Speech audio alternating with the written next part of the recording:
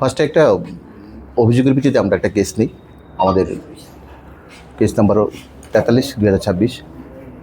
অভিযোগটা ছিল এরকম যে একটা ব্যক্তি আমাদের কাছে কমপ্লেন করেছিল, তাকে আনন্দময়ী আশ্রম থেকে তাকে ফোর্সলিভলি একটা গাড়ি, ওয়াগনার গাড়ি, যে গাড়িটার নাম ওয়াগনার গাড়ি 0606, সাদা গাড়ি, ওই গাড়িতে ফোর্সলিভলি উঠিয়ে নিয়ে তাকে গাড়িতে মারধর করেছে, ছুরি দেখিয়ে তার কাছ থেকে টাকা ছিনতাই করেছিল এবং তার মোবাইলটাও ছিনতাই করেছে। সেই অভিযোগের ভিত্তিতে আমরা কেস রেজিস্ট্রেশন করি এবং গাড়ি নাম্বারটা তারা সে অভিযোগ বলতে পারেনি। আমরা পরে স্মার্ট সিটি ক্যামেরার হেল্প নিয়ে আমরা গাড়িটাকে আইডেন্টিফাই করি, গাড়িটাকে ডিটেন করি। প্রথমে আমরা গাড়ির যে চালক ছিল ওকে জিজ্ঞেস করে আমরা করেছি যে সেই আসামি। তারপর তাকে আমরা রিমান্ডে এনেছি। রিমান্ডে 4 দিনের রিমান্ডে আমরা তাকে স্ট্রং ইন্টারোগেশন করেছি।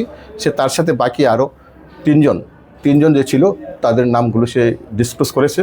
তো অ্যাকর্ডিংলি আমরা প্লেন ক্লোতে তাদেরকে আমরা খোঁজ করেছি। গতকালকে রাত্রেবেলা তাদেরকে আমরা উত্তর গেটে থেকে আমরা অ্যারেস্ট করেছি। কালকে যারা অ্যারেস্ট করেছি তাদের একজন হলো রাজেশ দাস, তার বাড়ি বর্ডারগুল চক্কর। অঙ্কুর নম, তার বাড়ি হলো ভট্টপুকুর। আর 3 নম্বর ছিল সুপ্রতিম চৌধুরী, তার বাড়ি ওল্ড কালীবাড়ি কৃষ্ণনগর। আর প্রথম যেদিন থেকে মাস্টারমাইন্ড যে অ্যারেস্ট করেছিলাম সে হলো শরীফ মিয়া, তার বাড়ি বর্ডারগুল চক্কর।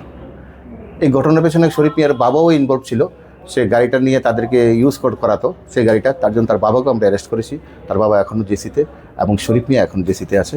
আজকে তাদেরকে আমরা বাকি 3 জনকে আজকে কোর্টে ফরওয়ার্ড করব এবং ওদেরকেও 4 দিনের রিমান্ডে আনবো। তারা কোন জায়গা থেকে যেই রিকভারি, যে মোবাইল টোবাইল, এগুলো রিকভারি, অনেক মোবাইল টোবাইল তারা কিছু বলেছে, মোবাইলগুলি কোথায় বিক্রি করেছে, অনেক দিন ধরে বেশ কয়েকদিন ধরে কাজগুলি করছে, এগুলি রিকভারির জন্য তাদেরকে আমরা রিমান্ডে আনবো।